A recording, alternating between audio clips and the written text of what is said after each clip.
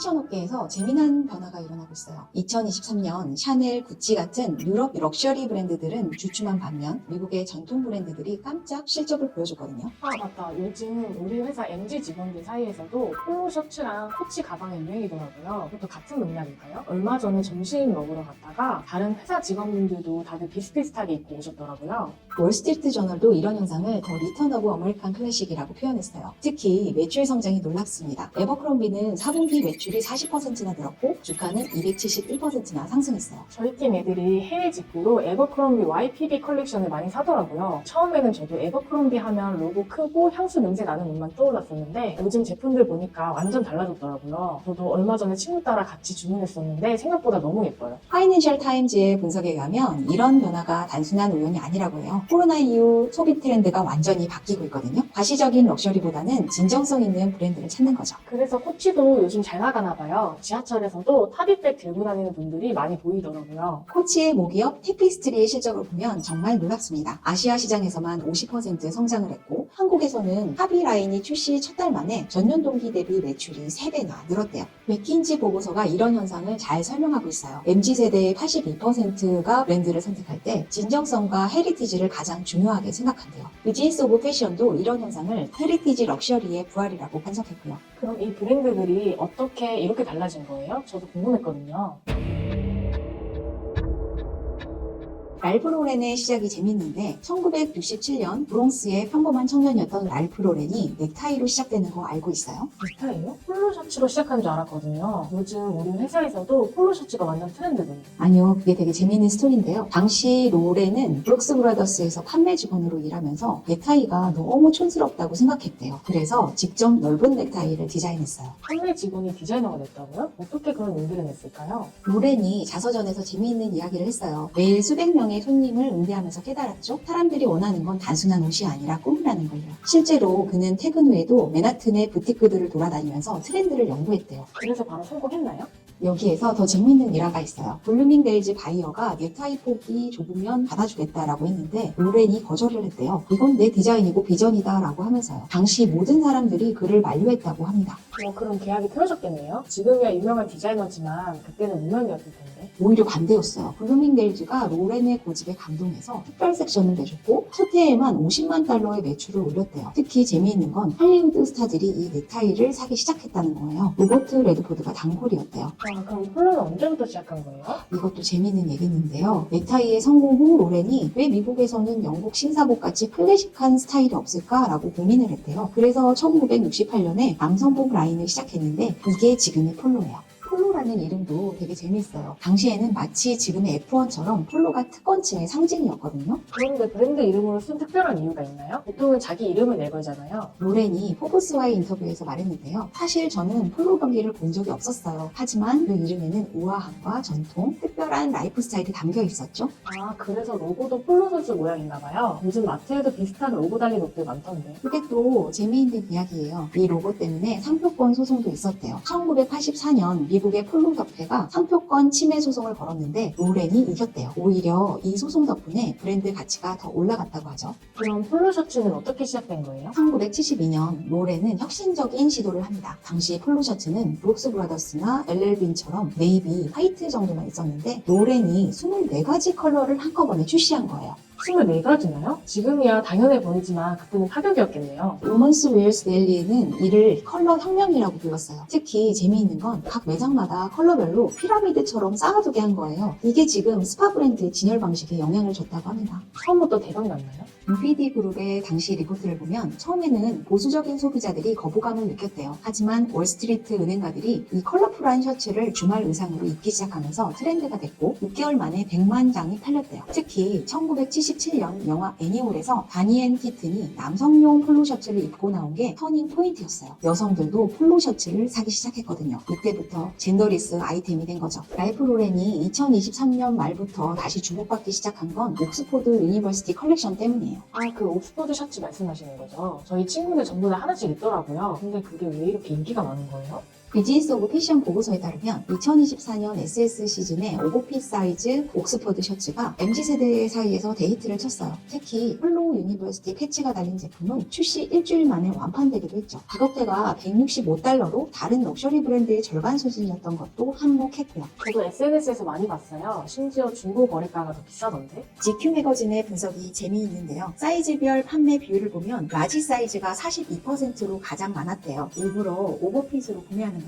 여성 구매자가 63%나 된다는 것도 특징이에요. 저는 폴로 베어 스웨터도 많이 보이던데요? 맞아요. 폴로베어 컬렉션이 대박이 났죠. 1991년 첫 출시되었던 폴로베어가 2024년 최고의 패션 아이콘이 됐어요. 멜르 매거진에 따르면 특히 5가지 버전이 인기라는데요. 커피베어, 프리피베어, 턱시도베어, 레터맨베어, 스키베어예요. 특히 리미티드 에디션으로 나온 커피베어 스웨터는 398달러였는데요. 톡엑스에서 중고 거래 가격이 1200달러까지 올랐어요. 테니스 웨어도 요즘 많이 보이던데요?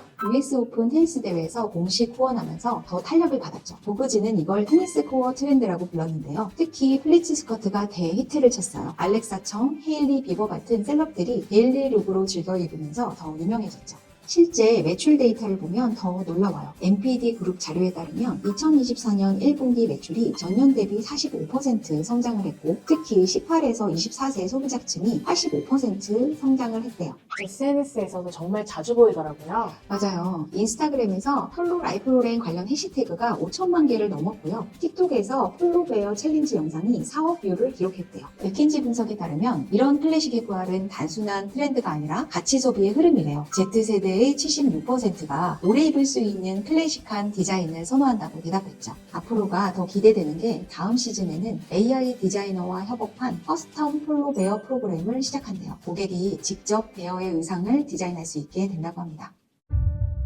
코치의 시작도 재미있어요. 1941년 맨하튼의 작은 로부트에서 6명의 가죽 장인으로 시작했거든요. 처음부터 가방을 만들었나요? 아니요. 더 재밌는 건 창업자 마일스 칸이 야구 글러브에서 영감을 받았다는 거예요. 포춘지와의 인터뷰에서 이런 말을 했대요. 매일 아침 아들의 야구 글러브를 보면서 생각을 했죠. 왜 가방은 이렇게 부드럽고 견고한 가죽으로 만들 수 없을까?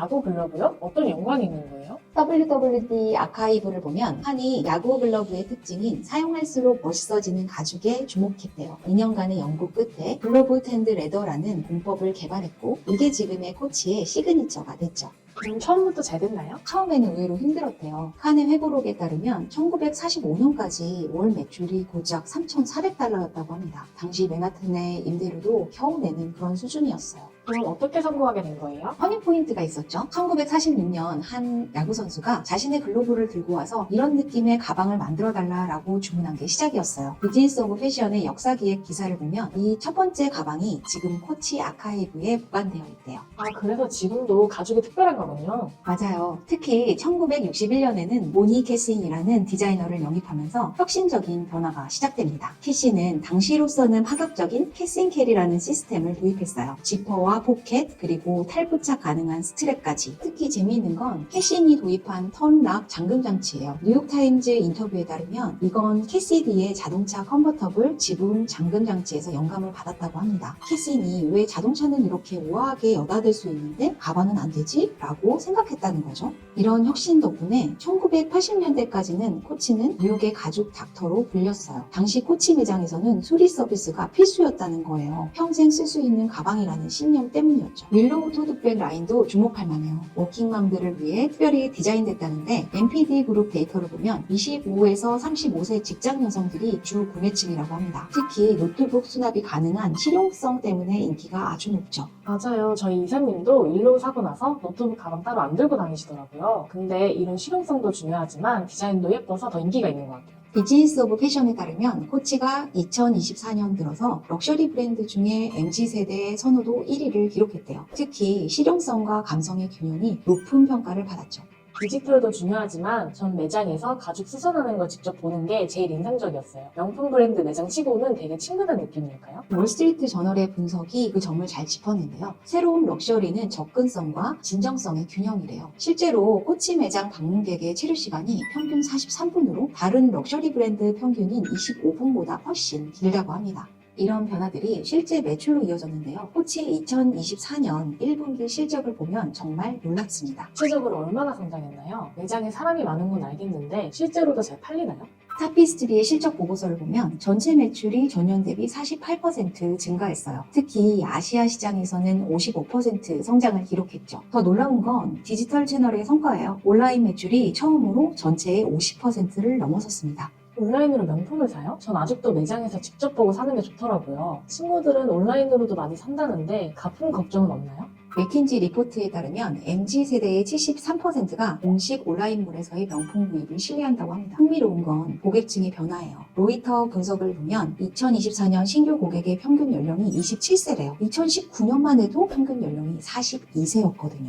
와, 확실히 제 또래가 많이 사는 것 같아요. 근데 직장인들이 많이 사는 이유가 있나 봐요. 월스트리트 저널의 분석에 따르면 코치가 타겟팅한 모던 프로페셔널 전략이 성공했대요. 특히 실용성과 디자인의 균형을 맞춘 게 주요했죠. 일례로 노트북 수납이 가능한 윌리스 라인은 직장인 구매율이 82%에 달한다고 합니다. 남성 제품들도 요즘 많이 보이던데요? 네, 남성 라인이 전년 대비 85% 성장했어요. 특히 메트로폴리탄 컬렉션이 대히트를 쳤는데 테크업계 종사자들 사이에서 실리콘밸리의 새로운 드레스 코드라고 불린다고 합니다. 골드만삭스의 리포트를 보면 2024년 코치의 성공 요인을 세 가지로 분석했습니다. 첫째, 합리적인 가격대의 럭셔리 포지셔닝. 둘째, 디지털 전환의 성공. 셋째, MZ세대의 라이프 스타일 정확한 타겟팅이죠. ESG 경영도 많이 신경 쓴다던데 실제로 효과가 있었나요? 모건 스탠리의 분석 보고서를 보면 흥미로운 결과가 나와 있어요. 코치의 지속 가능성 프로그램 코치토피아의 도입 이후에 Z세대 구매자가 132%나 증가했대요. 특히 재활용 가죽으로 만든 제품의 판매량이 전체 매출의 15%를 차지하게 됐죠. 저도 유튜브에서 봤는데 빈티지 코치 가방도 요즘 인기라면서요? 맞아요. 중고거래 플랫폼 더 리얼리얼의 데이터를 보면 2024년 빈티지 코치 가방의 리셀 가격이 평균 40% 상승을 했대요. 특히 90년대 제품들이 MZ세대 사이에서 인기라고 합니다.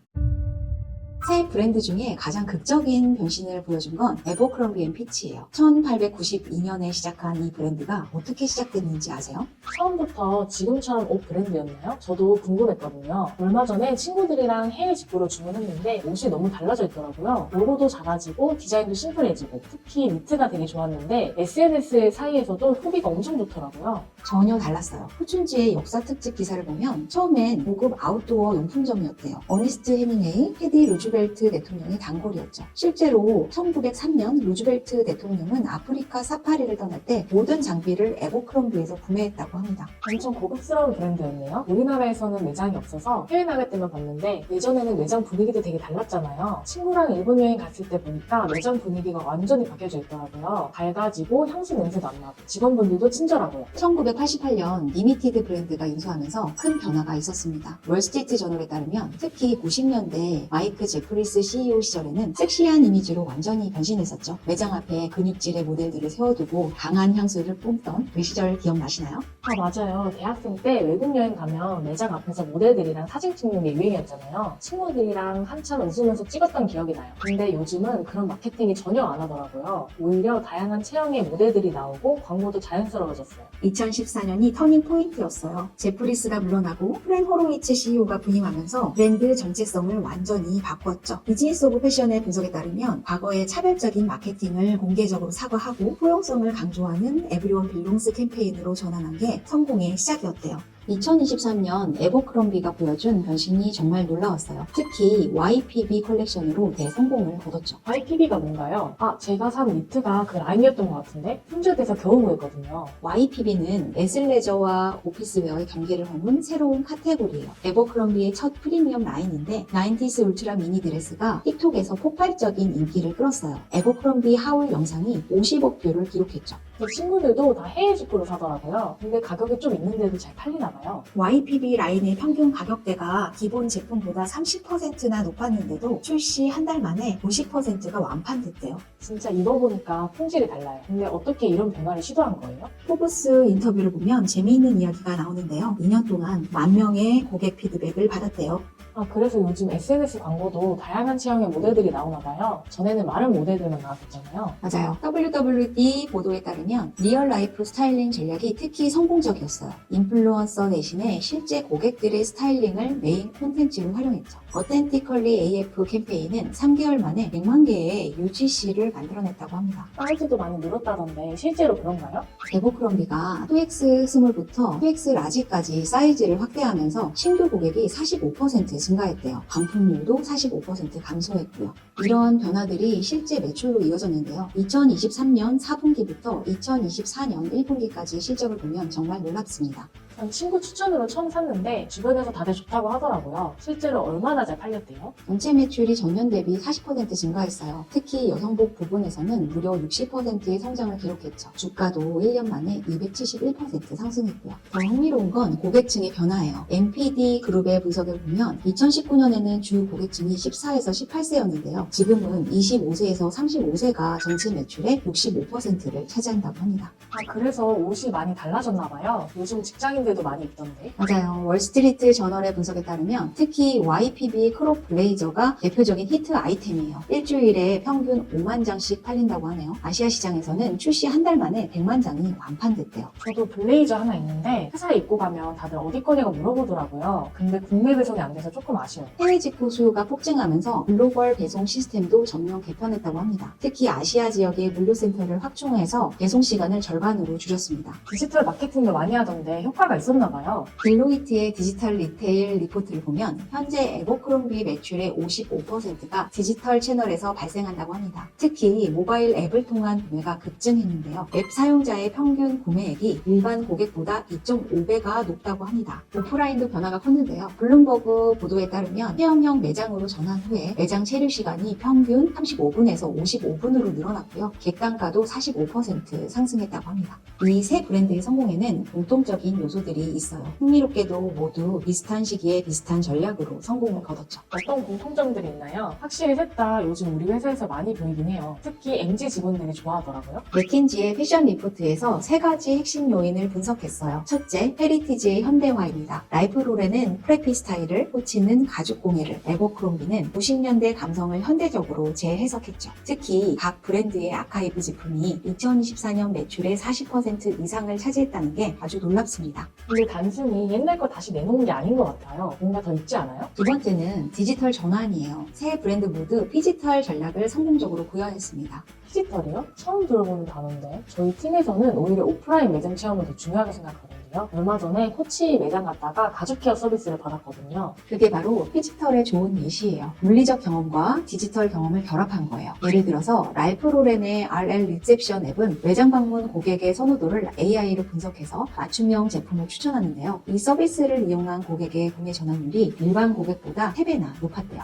근데 진정성도 되게 중요한 것 같아요. 요즘 에버크롬비 광고 보면 진짜 소비자들이 많이 나오잖아요. 네, 그게 바로 세 번째 성공 요인입니다. 골드만삭스 리포트에서는 진정성을 핵심 가치로 꼽았어요. Z세대 소비자의 82%가 브랜드 선택 시 진정성을 가장 중요한 요소로 선택했다고 합니다. 맞아요. 전에는 이런 브랜드도 조금 거리감이 있었는데 요즘은 되게 친근하게 느껴져요. 우리 일상을 이해하는 것 같다 할까요? 그래서 각 브랜드가 과거의 실수를 숨기지 않고 공개적으로 인정하고 개선한 것도 굉장히 중요했어요. 에버크롬비의 포용성 캠페인, 코치의 지속 가능성 전환, 라이프로렌의 다양성 프로그램이 대표적이죠. 가격도 중요한 것 같아요. 완전 명품은 아니지만 그렇다고 스타 브랜드처럼 싸지도 않잖아요. 우리 같은 직장인한테는 딱 적당한 것 같아요. 하버드 비즈니스 리뷰에서 그 점을 잘 지적했어요. 액세서블 럭셔리라는 새로운 카테고리를 만들었다는 거죠. 특히 MZ세대들의 소득 수준과 가치 소비 성향을 정확하게 공략했다고 합니다. 그리고 요즘 새 브랜드 다 환경에도 신경 쓰는 것 같아요. 코치 매장에서 보니까 재활용 가죽으로 만든 제품도 있던데. 세 브랜드 모두 ESG 경영을 핵심 전략으로 삼고 있어요. 특히 2024년부터는 블록체인 기술을 도입해서 제품의 생산부터 유통까지 전 과정을 추적할 수 있게 했죠. 앞으로는 어떻게 될까요? 이런 인기가 계속될 것 같아요? 딜로이트의 2025년 전망 보고서에 따르면 이런 브랜드들의 성장세는 당분간 계속될 거래요. 특히 아시아 지방에서의 성장 가능성이 높다고 합니다. 흥미로운 건 보면 새 브랜드가 함께 서스테이너블 패션 얼라이언스를 결성했다는 거예요. 25년까지 모든 제품을 친환경 소재로 전환하는 것을 목표로 하고 있습니다. 그래서 MZ세대들이 좋아하는 건가 봐요. 새 브랜드의 성공을 정리해보면 결국 변화와 전통의 균형이 핵심이었던 것 같아요. 맞아요. 처음에는 랄프 로렌은 너무 클래식하고 코치는 엄마 가방 같고 에버크롬비는 조금 튀는 브랜드였는데 지금은 셋 다 우리 일상에 자연스럽게 녹아든 것 같아요. 월스트리트 저널이 이런 현상을 더 그레이트 아메리칸 리바이벌이라고 표현했어요. 단순한 패션 트렌드가 아니라 소비 가치관의 변화를 정확하게 읽어낸 거죠. 요즘 친구들이랑 얘기를 해보면 브랜드를 선택할 때 진정성을 많이 따져요. 환경도 생각하고 브랜드가 추구하는 가치도 보고. 앞으로도 이런 흐름은 계속될 것 같아요. 진정성 있는 브랜드의 가치는 시대를 넘어서 살아남는다 라는 말처럼 이제 미국 패션의 새로운 전성기가 시작된 것 같습니다. 오늘 영상은 여기까지고요. 다음에 또 힙한 트렌드 이야기를 가지고 찾아올게요. 안녕.